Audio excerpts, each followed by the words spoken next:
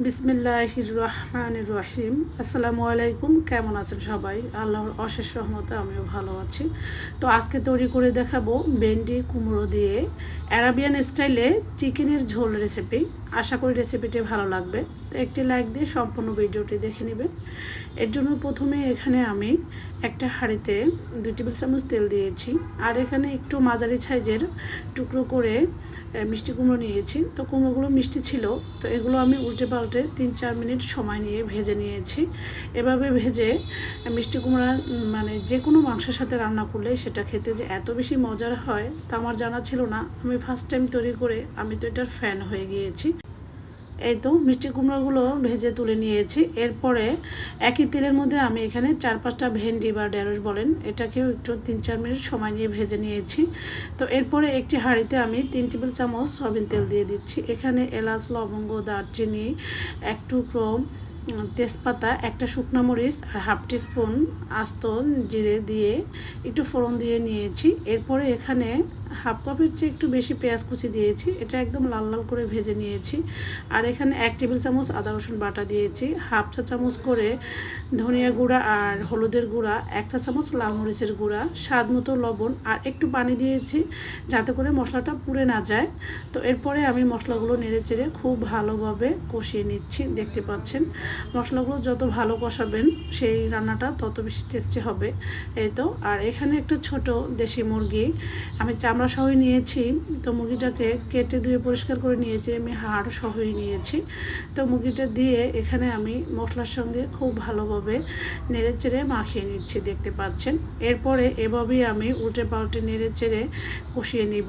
একদম মিডিয়াম আঁচে আমি 10 মিনিটের মতো কষিয়ে নিয়েছি। আমি অফ ক্যামেরা এখানে হালকা একটু পানিও দিয়েছি। পানিটা দিয়ে ভালোভাবে নেড়ে চেড়ে ঢাকনা দিয়ে ঢেকে একদম মিডিয়াম আঁচে আমি রান্না করেছি 3-4 মিনিটের মতো। দেখতে পাচ্ছেন চুলার আঁচটা কিন্তু কতটা মিডিয়ামে ছিল। তো এইভাবেই আমি কষিয়ে কষিয়ে রান্নাটা প্রায় 10-15 মিনিট ধরে করেছি। এরপরে ওই যে আগে থেকে যে ভেজে রাখা মিষ্টি কুমড়াগুলো ছিল সেগুলো দিয়ে আবারও 2-3 মিনিট কষিয়ে নেব। এতে করে কুমড়ার মধ্যে মশলাটা খুব ভালোভাবে ঢুকবে। তো এখানেও আমি 3 টেবিল চামচের মতো পানি দিয়েছি। এই ভিডিওগুলো আমার ছাড় পড়ে গিয়েছে, সরি, আমি এর জন্য দুঃখিত। তো বক তো অনেক করেছি, একটি লাইকে যেতে ভুলে গিয়েছি।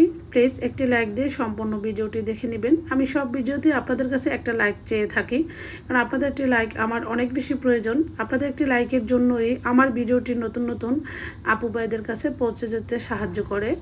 তো প্লিজ লাইক দিয়ে সম্পূর্ণ ভিডিওটি দেখার জন্য আমি অনুরোধ করব। তো এরপরে ভালোভাবে কষিয়ে এখানে আমি ওই যে ভেজে রাখা ভেন্ডি বা ঢেঁড়স বলেন, যেটাই বলেন না কেন, সেটা দিয়েছি। দিয়ে আবারও 2-3 মিনিট কষিয়ে নেব।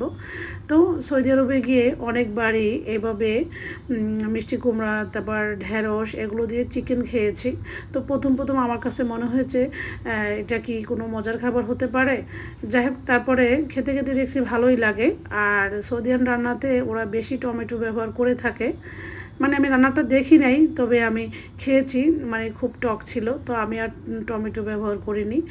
যাই হোক, এরপরে ভালোভাবে কষিয়ে আমি এখানে 1.5 কাপ ফুটন্ত গরম পানি দিয়ে ভালোভাবে নেড়ে চেড়ে ঢাকনা দিয়ে ঢেকে মিষ্টি কুমড়াগুলো পারফেক্টলি সেদ্ধ হওয়া পর্যন্ত অপেক্ষা করেছি।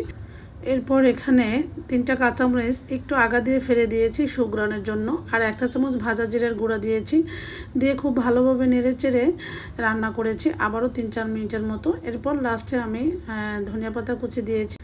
অ্যারাবিয়ানরা এখানে ধনিয়া পাতাও ব্যবহার করে, তো তাদের সেম রেসিপি ফলো করে আজকের এই রেসিপিটি করেছি। খেতে যে এত বেশি টেস্টি ছিল কি বলবো, আমার বাচ্চারাও পছন্দ করে খেয়েছে। যাই হোক, দেখতে পাচ্ছেন কতটা লোভনীয় এবং ইয়ামি লাগছে, মানে ঢেঁড়স, চিকেন আর হচ্ছে কুমড়োর ঝোল। তো আমি গরম গরম সার্ভ করে নিচ্ছি। আশা করি আমার আজকের রেসিপি আপনাদের কাছে অনেক বেশি ভালো লেগেছে। আজকের মতো তাহলে এখানেই বিদায় নিচ্ছি। সবাই ভালো থাকবেন। আল্লাহ হাফেজ।